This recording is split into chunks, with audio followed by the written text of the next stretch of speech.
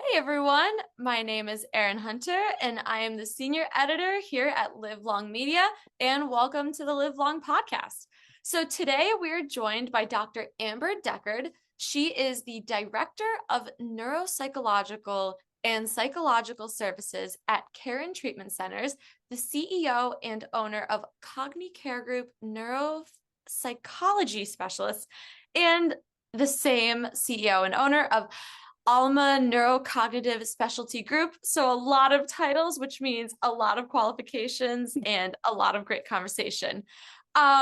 Today, what I am very excited to talk about is alcohol. We're talking about drinking, guys, and more specifically, dry January, because as it's coming up here, there's a lot of speculation about alcohol and longevity, health, and really what are the effects, short-term, long-term. So we are going to get into the nitty-gritty of that.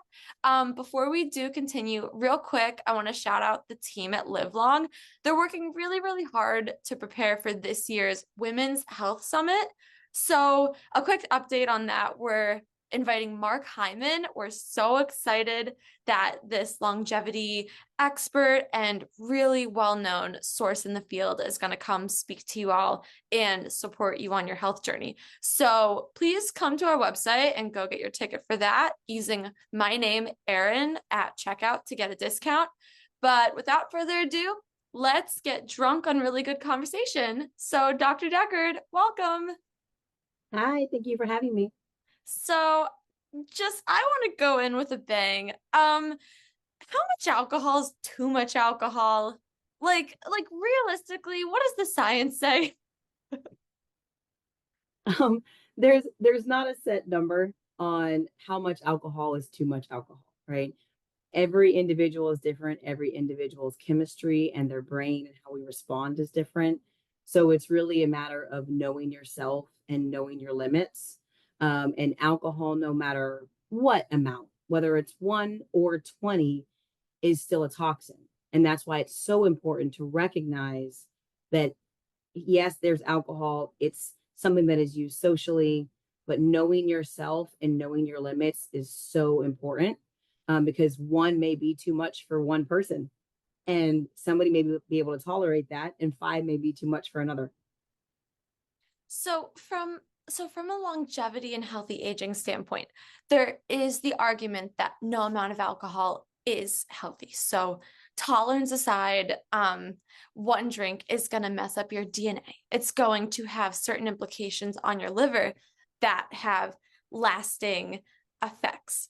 Now, there's credible science here. It's associated with certain cancers. And the reason I asked that first question is because it's like, all right, is there realistically a healthy amount? But what I want to talk about too is the idea that for people who do drink, so even if it's moderation, dry January comes around. Imagine you say, okay, 30 days, I'm going alcohol free. We're doing it. Is that enough time for the body to have lasting effects or to have lasting effects on the body and your long-term health? Or is this short-term intervention just exactly that? It's short-term, and maybe the benefits of excluding alcohol for this limited time don't do much. I think dry January isn't about labeling alcohol, say, as quote unquote bad, right? It's about data. And you're collecting information about yourself, your body, your brain, your tolerance levels, and what you want your future self to look like. So, in short, could it be enough to make lasting effects? Sure. It really depends on what you do with that data, right? So, if you're going to maybe do it for mental clarity, improve sleep, understanding your relationship with alcohol, physical health reasons. When you get that data in those 30 days, what you do with it afterwards may have the lasting impacts. So is this something people can do on an Apple Watch or an Aura or a Whoop? Are there certain markers on these devices that you're able to track if there are measurable benefits from excluding alcohol for a set limited amount of time? Possibly, yeah, depending on the device, of course. So one of those things would be tracking your sleep, right? Tracking your heart rate, tracking your oxygenation level, depending on how much you're drinking, when you're drinking. A good example is many people will, I'll put in air quotes, drink to help them sleep.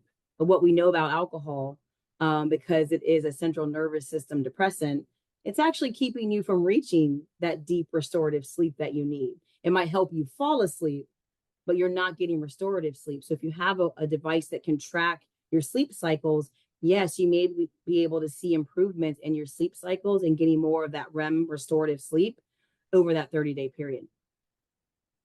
Okay, so yeah, so it seems a lot of the healthy aging implications are secondary. So it's not necessarily the alcohol in one drink, it's what does that alcohol in one drink do for the other aspects of your life that are very influential on health. Obviously, it has primary, you know, negative effects sometimes too. It's a toxin, right? Your liver, she's not so happy when you're drinking alcohol.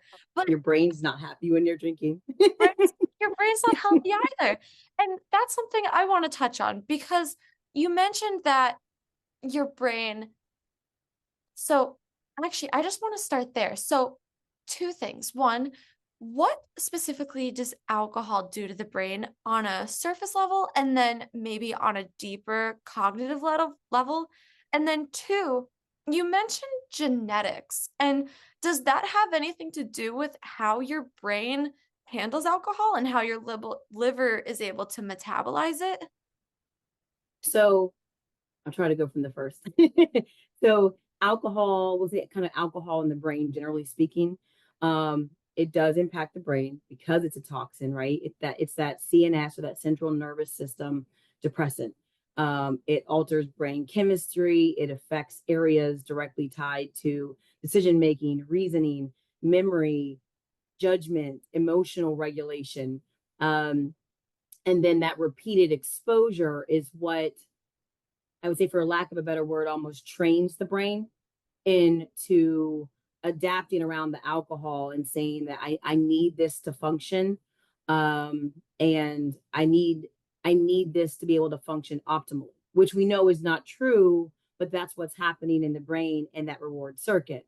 So when we talk about how it impacts the brain, it can have an overall kind of a global impact on our thinking skills, on our functioning, on our decision making, on our down to our fine motor and our gross motor, our processing speeds. Real And quick, go ahead. what does that mean in context? So your fine motor, your growth motor, Mm-hmm. what does that look like if someone's living their life and they're having a symptom of impaired symptoms like that? Yeah. So for someone who may notice it, let's say they're having a few drinks once a month. They may notice some of these slowed thinking, longer time to think over something. You may need to have somebody repeat something. You may notice that you drop some things, or you may notice that when you go to pick something up or you go to make a decision, it's slowed down. It takes you longer to do that. A good example is when you're driving and we think that we're driving normally, but it's actually taking us longer to register the visual information that the stoplights turned from yellow to red, or that someone has stepped out in front of you, or there's a car pulled out in front of you. And then your brain has to say, okay, now I need to move my foot from the gas to the brake. That time to process it and make the decision, to judge the distance, to judge what's going on around you, and then quickly come to a stop is slowed. So does oh, does this happen too after we sober up? So, drinking, it's if done in moderation, it has these effects, but then you sober up, you drink water or a day passes. Do the symptoms from alcohol last after the drinking is over? That's a good question. It can, not always. Okay. So when we talk about really knowing yourself and the importance of knowing your tolerance levels and really understanding what alcohol does, if you're somebody who, the same person who went out, they did this one time of drinking on the weekend, and let's say they didn't they didn't typically drink consistently, they're going to be more likely to recover from that with some water, some sleep, some rest, and not have some of those lingering effects. But if you're having 1, 2, 3, 4 drinks a day and it's continuing, or you're continuing kind of on this similar cycle of where your body's not getting a break from that alcohol, then yes, it can have those lingering impacts where you might notice, I'll call it persistent symptoms of poor judgment and slowed processing speed where they can stick around. And I know a big piece of what you're interested in is what this looks like in longevity and for older adults. If we jump forward 10, 20 years of just consistent alcohol consumption, and you're saying, yes, could it be persistent? Yes, there is something called alcohol-induced dementia, where there is a persistent, irreversible decline that can take place secondary to alcohol and its impact on the brain over time. So are a lot of the people who listen to our podcast and who read our newsletter, they're healthy adults relatively. So many of the people who are here and they're listening might be saying, okay, well, I really don't drink that much alcohol. I only drink twice a week, maybe on a weekend, socially with friends. But all of a sudden, headlines come out saying, okay, all alcohol is bad. This is no good. It doesn't seem, though, at least from what you're saying, that it's the same level of dopamine hits and it's the same level of addictiveness when you're a conscious drinker. So is there an argument? I just want to play devil's advocate. Is there an argument where a little bit of alcohol probably doesn't do as much harm over the long term that people think? Or is it truly just, man, oh man, we shouldn't be drinking this. This is no bueno.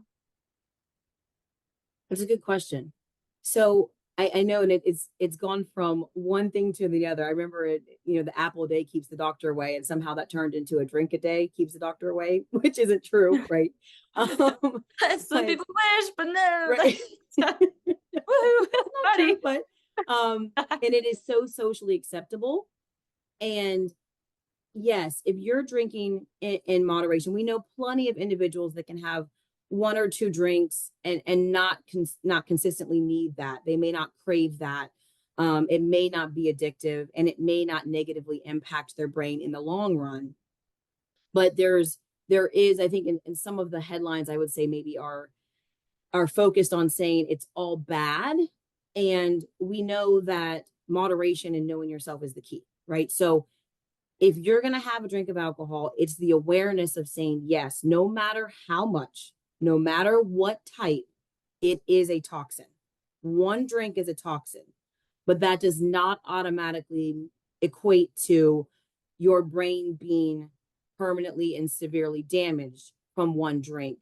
It's the ability to know yourself, know your tolerance, know your limitations, and then recognizing, yes, there is so much evidence showing that consistent drinking can damage the brain. It will damage the brain, and it increases the risk of other things, of dementias, of cardiac events, of stroke events. So being aware is key, and recognizing that it is a toxin, and then being able to say, what is my tolerance level? What's appropriate for me? What's healthy?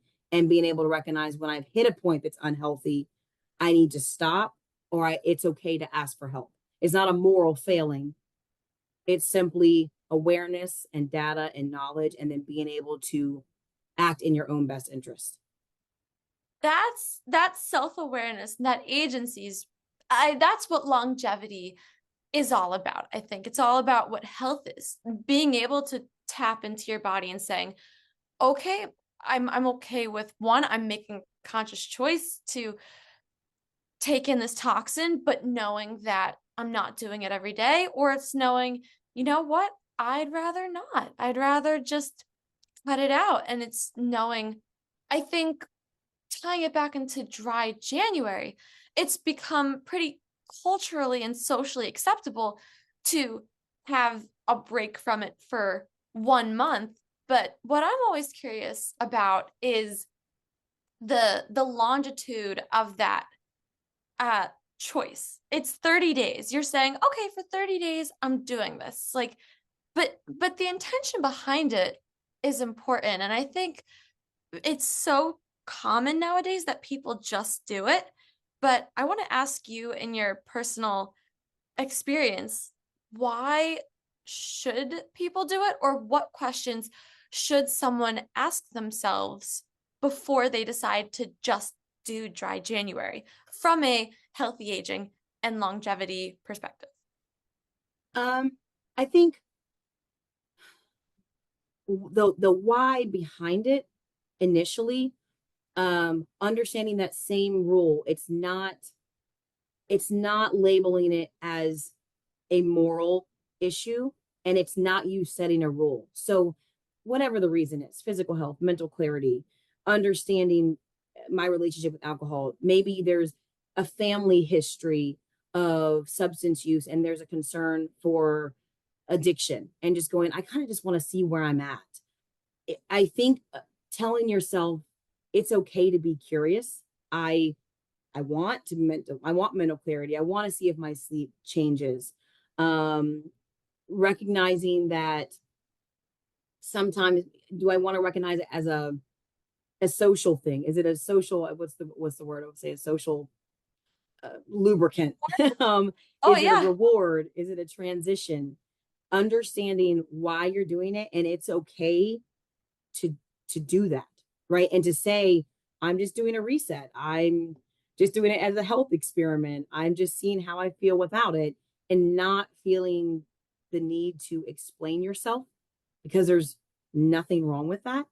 Um, and understanding that in that 30 days, no, we're not saying that 30 days only and then you return to heavy use, that there's not a risk. No, absolutely not. We know that the return to use is still a concern. But in that 30 days, being curious, giving your brain a break, you are giving your brain the chance to stop having to compensate for the alcohol's depressant effects. You're giving your brain the chance to start becoming more stable, to start naturally healing. So we always talk about neurogenesis and neuroplasticity, the brain's ability to heal itself and create new neurons. It's going to struggle. It's going to be slower at that with alcohol's depressant effects present. 30 days without the presence of alcohol gives your brain the chance to start regenerating itself more naturally, to heal itself. Um, it can also help with a stress tolerance and sleep operations. It can help you restore kind of more like a natural baseline. There's no judgment around those 30 days. They are impactful for you physically, for your mental health, and also it's just in general for your brain to be able to come back to a place of, homeostasis. Wow, I really like how you worded that. Alcohol, rather than necessarily looking at it in one way, it's the tool you can use to, without it, know yourself better on all Mm-hmm. fronts in health. What is my normal sleep without these other things? I mean, caffeine's probably the same way. If you cut out caffeine, is it the same thing? 30 days, no caffeine. What is my normal sleep? What is my normal cognitive function when I first wake up in the morning? Mm-hmm. It's a getting rid of it's the tool in a sense. Right. Do I feel better without it? Do I feel different? What is the benefit from it? And so I think it's just a source of data. Let me gather everything that I can learn during this 30 days, and then I can make an informed decision going forward. That's really cool. So for those after those 30 days, how do people reintroduce alcohol if they choose to in a healthy way? Like, and I'm talking about folks who, again, are there our listeners, they're probably not drinking that much alcohol anyways, because a healthy lifestyle is moderation. So, what is moderation after having cut it out? Again, I think it might look very different for each person, right? Um, I, I can speak to somebody who went through this process of a personal. They opened up and they said, "This is what I recognized," and I thought it was really powerful. they said, I don't drink excessively. I drink socially. I don't have a family history of addiction, but I do have that awareness of what the alcohol is a toxin. And I just want to know where I'm at. I was like, great. So they reported back to me at the end of January. It was like probably like the first couple weeks of February. And they said something really interesting. They said, I realized that I was feeling depressed prior to stopping. And now I don't know that I was actually depressed versus I was maybe dopamine depleted. Whoa. They Whoa, can weren't you brush on feeling, that? yeah, they said that basically they felt improved motivation. They felt more pleasure in smaller things. They felt, I'll use the quote, air quotes, they felt less blah of a mood. And there was no antidepressants. There was nothing that chemically changed for them externally, except for removing the alcohol. So for them, when it came time to reintroduce the alcohol, they decided they were going to be more consciously aware of those impacts, what their mood was like, and then those signals, those signs, the data that they got from that, they use that saying, if I start to feel those things again, then I'm going to cut back on the use of alcohol or the type. So I've also had individuals tell me that they noticed a difference between what they were drinking. So if they had a glass of wine versus if they had a hard liquor. And so they use that data to say, okay, what I'm going to do is only have a glass of wine, or I would have a beer versus this hard liquor, because this is how I felt after the hard liquor beverage versus this is how I felt after a glass of wine or after a beer. Now, again, saying I know they're all toxins, but this is what I noticed for myself. And I'm going to make those changes and maybe have one less drink or a half a glass, or I may go a couple days without having a drink and break it up further.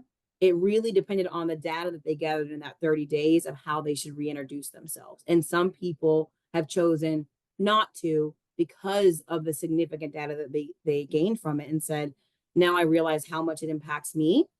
I've had individuals say it really impacted me socially.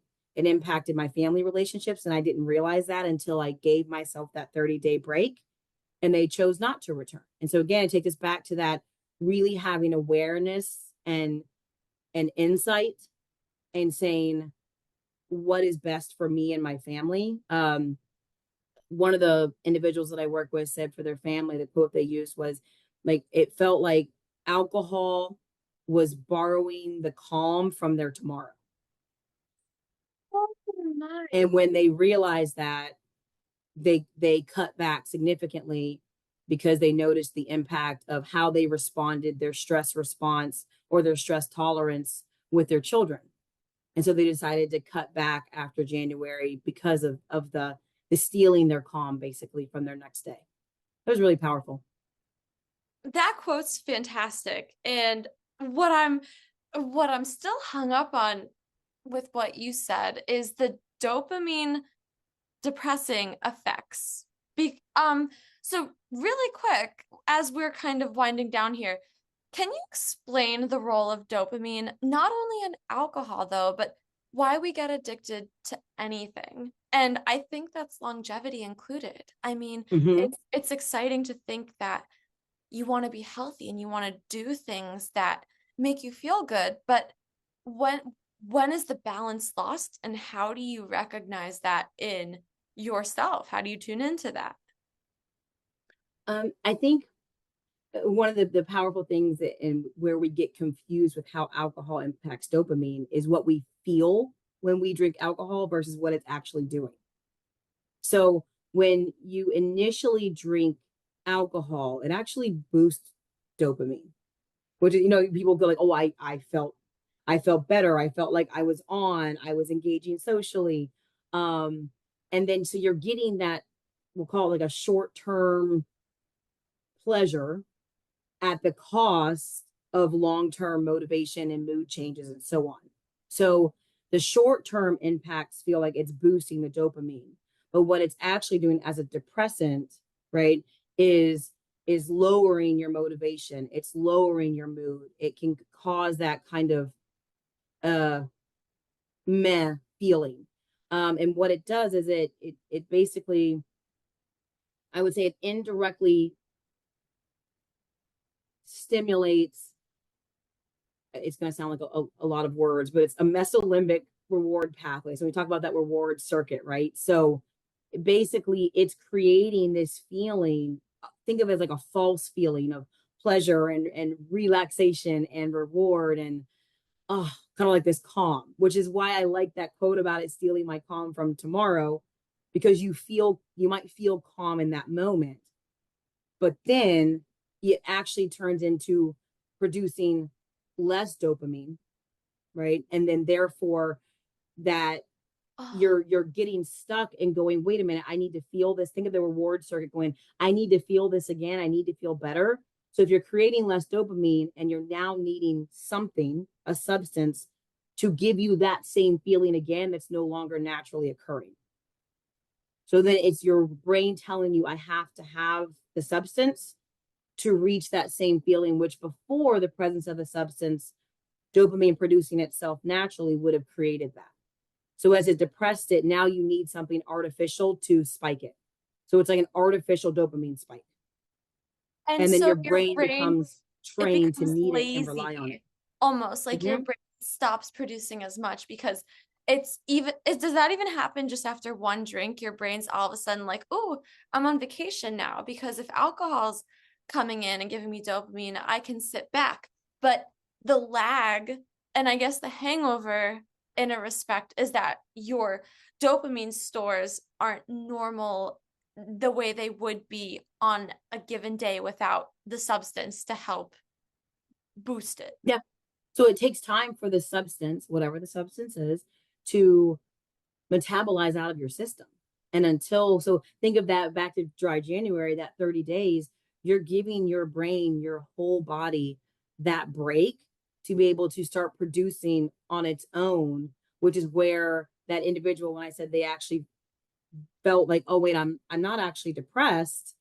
I was dopamine depleted. And now I've kind of come back to my new, we'll call it like an emotional or psychological baseline where I'm no longer feeling depressed or meeting that criteria simply without the presence of alcohol. And that's where the neurogenesis and the neuroplasticity, your brain is trying to heal itself. And the giving your brain that 30-day break really is a solid boost in the right direction. Whether you choose to stay refrain from it or you introduce it back in slowly at your own individualized personal rate, it's a really good break for your brain without judgment, without social pressure. You're not setting a rule, you're just being curious and giving your brain the break it deserves. I really appreciate that perspective. It's very much not prescriptive as it is self-exploratory. And I think Mm-hmm. that makes it a lot less um shameful as well for people who do drink alcohol, because it is a social part of American culture in a very large degree. And for older adults, I know that you want to age well, and as we're all seeking to age well and healthy, it's about finding the balance in everything. And what I'm hearing you saying is that yes, know the science, understand that, hey, you know what, alcohol is a toxin, like use at your own risk and take a break to learn your baseline. But if you reintroduce it back, do it in a way that most supports your mental health just as much as it is your physical, if it is a part of your life, and just do it consciously and not under the guise of other people's advice, I guess. Mm-hmm. Mm-hmm. Thank you so much. Is there, on a last wrap up, I would love if you could give me a golden nugget or something that people could take away, whether it's about alcohol, brain health, or dopamine, something that we can incorporate into our healthy habit lifestyle in a way that promotes better aging and longer health span. I think I would say maybe as a part of just tying in general dry January and what that may look like if you continue to abstain from a substance is in the first 7 to 10 days, it might be a little uncomfortable. You might have some irritability, some headaches, some sugar cravings, some anxiety spikes.